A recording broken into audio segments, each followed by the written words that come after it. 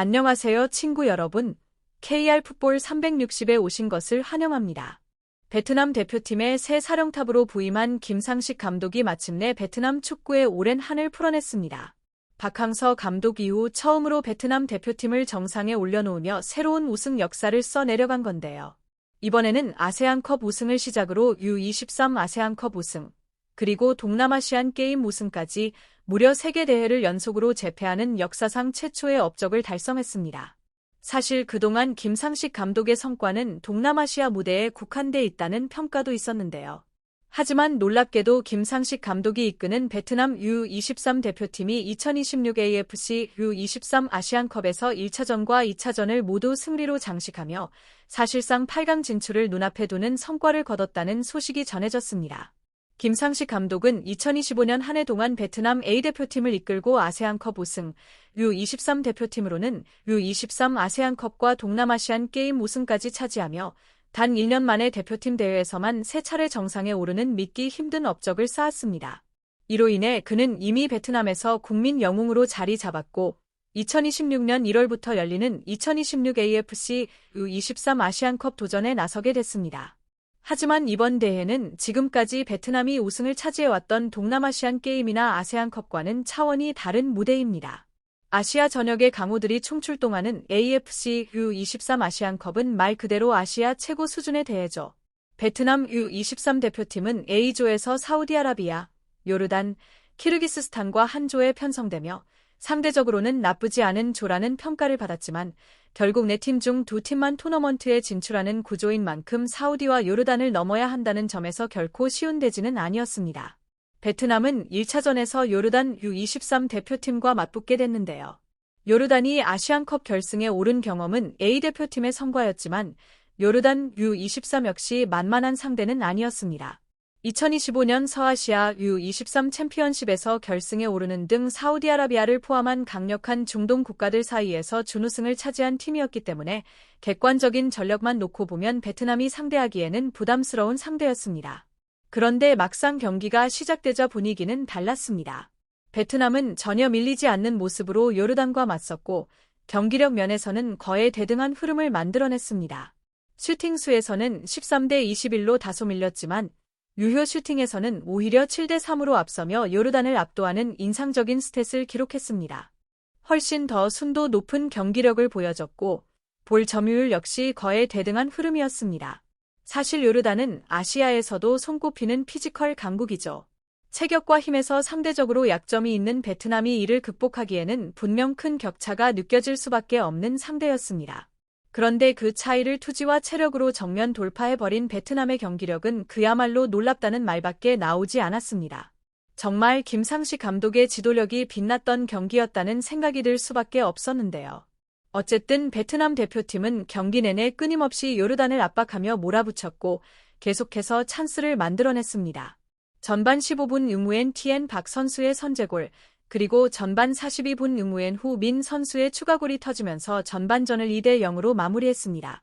후반전에 들어서는 다소 수비적인 운영으로 전환했지만 베트남 특유의 투지와 끈기를 앞세워 끝까지 무실점으로 버텨냈고 결국 이 경기를 2대 0 완승으로 장식했습니다.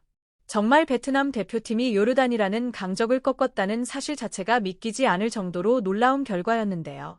이어진 2차전에서는 중앙아시아의 복병 키르기스스탄 대표팀을 상대로 경기를 치르게 됩니다. 키르기스스탄은 피파 랭킹 104위에 위치한 팀으로 아시아에서는 상대적으로 약체로 분류되기도 합니다. 하지만 베트남 역시 키르기스스탄보다 더 낮은 순위에 위치해 있었기 때문에 베트남 대표팀에게는 사실상 매 경기 자체가 도전일 수밖에 없는 상황이었습니다.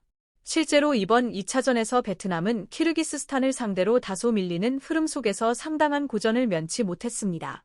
러시아계 혈통 선수들까지 다수 포함된 팀답게 피지컬 싸움에서 큰 어려움을 겪는 모습이었죠. 베트남 대표팀은 90분 동안 슈팅 수에서 9대 13으로 밀리며 쉽지 않은 경기를 펼쳤습니다. 신체 조건에서는 분명 열세였지만 체력과 활동량에서는 오히려 베트남이 앞서며 끊임없이 키르기스스탄을 괴롭혔고 점차 경기의 흐름을 가져오기 시작했습니다. 결국 전방 압박을 계속 이어간 끝에 전반 16분 박스 안에서 결정적인 페널티킥 찬스를 얻어냈고 이를 응우엔 꽝하이 선수가 침착하게 마무리하며 베트남은 선제골을 터뜨립니다. 스코어는 1대0. 하지만 키르기스스탄 역시 쉽게 물러서지 않았습니다.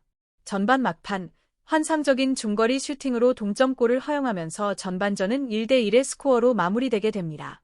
후반전에서도 베트남 대표팀은 많은 활동량을 바탕으로 끝까지 끈질기게 키르기스스탄 선수들을 괴롭혔습니다. 그리고 결국 경기 종료를 앞둔 87분, 박스 안에서 세컨드볼을 다투는 과정에서 상대 선수의 자책골이 나오면서 베트남은 키르기스스탄을 2대1로 꺾고 값진 승리를 거머쥐게 됩니다. 객관적인 전력상으로는 분명 베트남이 열세로 평가받던 매치업이었지만 그럼에도 불구하고 투지 하나로 끝내 승리를 만들어낸 경기였다고 할 수 있습니다. 요르단에 이어 키르기스스탄까지 자신들보다 한 수 위로 평가받던 팀들을 상대로 2연승을 거둔 결과는 그야말로 놀라움 그 자체였습니다. 이로써 베트남 대표팀은 3경기 중 2승을 기록하며 조 1위에 올라섰고 사실상 8강 진출이 거의 확실해지는 유리한 고지를 점하게 됐습니다.